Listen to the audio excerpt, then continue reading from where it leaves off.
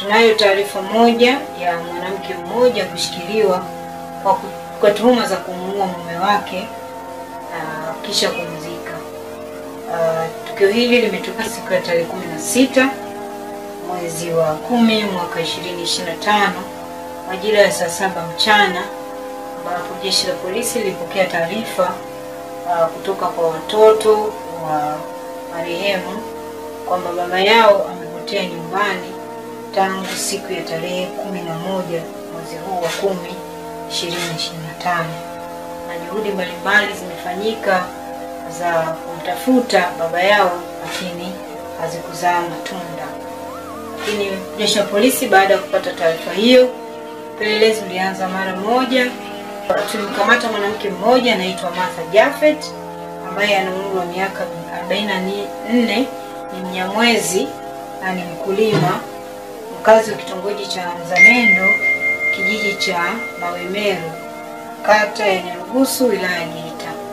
Baada ya mahojiano makali, mwanamke huyu alikiri kwamba marehemu ni mume wake na kwamba siku hiyo ya tarehe 11 majira ya saa 3 usiku mwanaume huyo alirudi nyumbani, lakini wakawa wana ugomvi ambapo ilimpelekea kumshambulia kwa kitu chenye ncha kali, na baada ya kumshambulia mwanaume huyo alifariki dunia. Na baada ya kufariki akaamua kuchimba shimo ndani ya nyumba yao na kisha akamfukia, na baada ya kumfukia akajaza kifusi juu na kuchukua magunia ya udaga na kuyapanga juu yake. Hivyo alituonyesha eneo ambalo alimzika mwanaume huyo, kwa kutumia kibali cha mahakama tulifukua na tulikuta mwili huo ukiwa umeharibika vibaya, na maiti ilionyesha kwamba alikuwa ameshambuliwa na kitu chenye ncha kali. Naomba niendelee kutoa wito kwa jamii kwa kuacha kujichukulia sheria mkononi.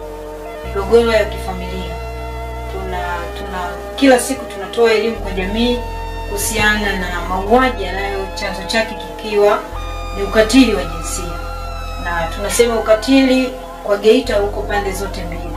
Wanaume wanafanywa ukatili mpaka wanapoteza maisha ikiwemo huyu, lakini wanawake wanafanywa ukatili mpaka wanapoteza maisha. Tuache tabia ya kujichukulia sheria mikononi. Hakikisha umesubscribe, comment, like na kushare. Mseto Media, we connect everywhere.